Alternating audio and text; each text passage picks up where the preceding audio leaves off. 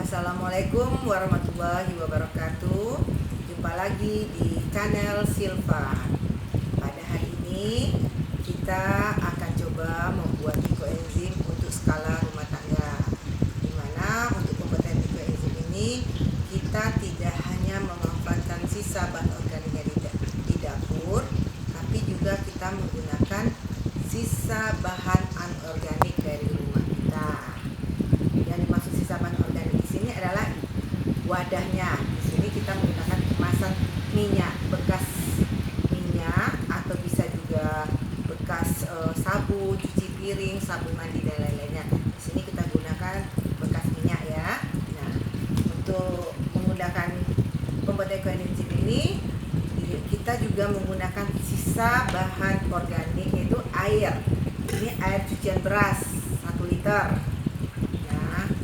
Kemudian pastinya bahan organiknya, sisa bahan organiknya ada dari dapur kita. Ini seperti ada kulit pisang, ini kulit bawang putih, bawang merah, bawang bombay, ini ada kulit jambu biji, ada lagi bawang bombay, ini ada serai. Nah, sini kan serai kita biasa ambilkan yang bagian putihnya saja, bagian ujungnya kita buang, sekarang kita manfaatkan. Kemudian ada juga daun kunyit, daun salam, dan lain-lain sebagainya. Sini ada juga buah nanas, sedikit buah nanas dan buah nangka. Kalau nangka yang sudah masak, kan berarti tidak ada getahnya, bisa kita manfaatkan. Tapi kalau misal nangka muda bergetah tidak disarankan karena akan mengganggu proses dari fermentasi. Juga di sini ada jeruk nipis. Nah, sisa-sisa bahan organik ini dan juga air cucian beras ini akan kita manfaatkan menjadi ekoenzim. Nah, untuk yang wadah ini, sini kan ada wadahnya 2 liter ya. Maka kita cari aman saja, kita menggunakan airnya hanya 50%. Sebenarnya masih bisa kita gunakan sampai 60%. Tapi ini kita gunakan 50% saja. Jadi, kita gunakan air cucian beras sebanyak 1 liter. Ini sudah saya ukur. Ini kebetulan tadi pagi pas memasak, kita hasilkan air cucian beras sebanyak 1 liter. Kemudian untuk 1 liter ini berarti kita perlu molase sebanyak 1 on.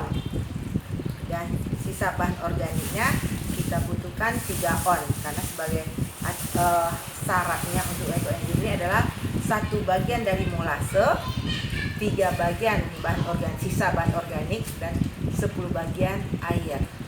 Nah, sekarang kita akan mulai membuat ya. Nah, untuk sisa kemasan ini kita pastikan tidak ada lagi lemak atau zat pengotor di dalam kemasan ini. Maka sebelum kita gunakan kemasan ini harus sudah kita bersihkan. Bisa kita cucikan dengan sabun, kemudian dengan air panas, sehingga lemak-lemak yang ada di kemasan ini sudah tidak ada lagi. Nah, selanjutnya ini kita pisahkan dulu ya. Oh ya, ini juga untuk alat-alat yang kita butuhkan, kita perlu alat tulis dan juga clipper untuk penutupnya, dan ini catatan untuk ekoenzim kita. Nah, ini kita pisahkan dulu. Nah, pertama kita hitung, kita ukur molasenya. Di sini saya masih ada molasenya, masih banyak. Maka kita kurangkan aja. Saya timbang dulu. Di sini ada molasenya. Sini kalau di sini kita lihat ya. Ini ada sekitar 670. Berarti kita butuh 100 gram. Berarti kita kurangkan menjadi 580. Nah, untuk itu kita pindahkan ke sini, kita gunakan corong biar tidak tumpah. Nanti ini kita ukur. Nah, kita pastikan lagi. Nah, kita cek lagi di sini berapa. Udah pas itu kan? Tadi 67 ya. Nah, sekarang udah 57. Berarti udah kita gunakan molase sebanyak 100 gram. Lalu kita tuang air cucian beras sebanyak 1 liter. Nah, mengapa molase dulu saya masukkan? Terakhir air cucian beras ini, karena molase ini bersifat padat. akan menempel di wadah ini, maka air ini adalah sekaligus sebagai pencucinya. Ya, molase yang lengket mungkin pada corong ini. Oke, ini saya tuang.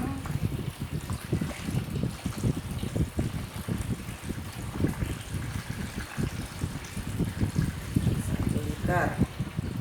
Nah, ini saya pindahkan dulu ya timbangan ini. Nah, ini sekarang kita sudah di kemasan kita ini sudah ada 1 liter air cucian beras dan 100 gram molase. Ini bisa kita aduk nanti akan larut sendiri. Nah, setelah itu kita tinggal memasukkan sisa bahan organik kita tadi. Kalau seandainya masih ada ukuran besar, kita tinggal potong. Ini kebetulan udah saya potong-potong. Ini kan sisa bawang bombay yang udah kering. Nah, ini kita masukkan. Ini serai, ini daun kulit bawang putih, ini jambu biji merah, ini ada kulit pisang,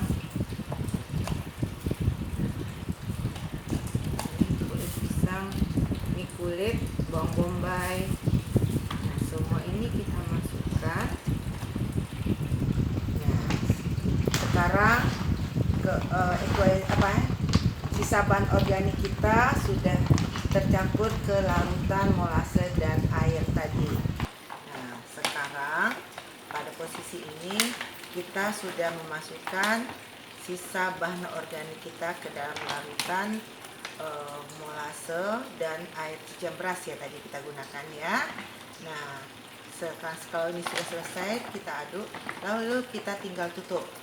Nanti bisa kita kasih selotip, kita tutup rapat ini seperti ini, atau bisa kita langsung kita jepit dengan binder klip ini. Nah, ini sudah selesai.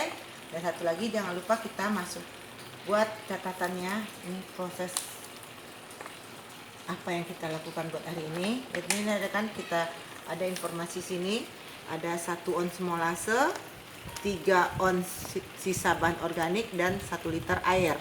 Sini air kita gunakan air cucian beras. Nah, kita buat tanggal 24 September 2020 dan akan berakhir pada tanggal 24 Desember tahun 2020. Paling cepat bisa kita panen. Di sini juga saya sebutkan bahan-bahan apa saja yang kita gunakan. Nah, di sini kita menggunakan airnya air cucian beras. Kalau di modul kan kita ada sebutkan cuma air bersih, air sumur, air pump, air galon. Dan sini tidak disebutkan air beras. Mengapa tidak disebutkan air beras? Karena air beras ini kan rata-rata sedikit kita gunakan, kita hasilkan dalam rumah tangga. Biasanya cuma 1 liter. Jadi kalau seandainya kita membuat ekoenzim untuk skala besar, kita perlu waktu yang lama untuk mengumpulkannya. Tetapi kalau kita untuk buat skala rumah tangga, air cucian beras ini bisa kita gunakan. Jadi air cucian beras ini tidak kita buang ke lingkungan, ataupun kita ada mungkin sebagian orang kita manfaatkannya sebagai pupuk untuk menyiram tanaman. Tapi mungkin lebih banyak kita ya langsung membuang ke saluran drainase kita. Nah, sekarang air cucian beras ini bisa kita manfaatkan untuk membuat ekoenzim sebagai pelarutnya. Di samping tentunya kita menggunakan molase. Nah, dengan cara seperti ini, seandainya terjadi proses fermentasi ini akan menghasilkan gas, nanti ditandanya akan menggembung. Ini contohnya ini ekoenzim yang saya buat pada tanggal 12 September 2020. Nah, ini kan kalau seandainya ada gembung ini kita tinggal buka saja. Ini kebetulan sebelumnya saya kasih selotip, kita buka selotipnya sini. Kita tidak perlu membuka, cukup dengan membuka sedikit saja. Langsung ini kita bisa gas yang terbentuk keluar. Nih ada suara, dengar suara mengeluarkan gasnya. Jadi kita akan semakin mengurangi terjadinya interaksi dengan udara luar. Sehingga proses kita memang kita harapkan betul-betul dilakukan proses anaerob. Nah, kalau udah habis gas seperti ini belum habis semuanya. Nah, tinggal kita tutup Lalu kita kasih kembali binder klipnya. Atau kalau tidak kita gunakan selotip juga tidak apa-apa, seperti ini dia langsung, karena kita otomatis sudah menutup, tidak ada lagi udara yang masuk. Yang ada cuma dari nanti udara yang keluar dari sela-sela yang kita tutup. Tapi ini kita udah segel juga. Nah, kalau seandainya menggembung, kita buka, kita keluarkan segini deh. Ini walaupun sebentar ya, tapi udah ada gasnya. Nah, ini kan kita tempelkan lagi, lalu kita tutup. Kalau seandainya ada sisa-sisa bahan organik yang masih berada di atas permukaan air, kita tinggal ngaduk-aduk. Ini aduk sempurna. Oke, dengan cara seperti ini kita bukan hanya mengurangi timbulan sampah organik dari dapur, dari rumah kita, tapi kita juga telah mengurangi timbulan sampah untuk limbah anorganik yang kita hasilkan dari rumah. Ini contohnya kemasan minyak, bisa juga kadang kemasan deterjen atau kemasan sabun mandi. Nah, itu kan semua bahan-bahan plastik. Kalau kita buang ke lingkungan perlu ratusan sampai 400 tahun dia tidak akan hancur, tetap akan ada di permukaan bumi ini. Nah, sekarang limbah anorganik ini kita manfaatkan sebagai wadah untuk pembuatan ekoenzim. Oke, sahabat ekoenzim, sampai di sini dulu.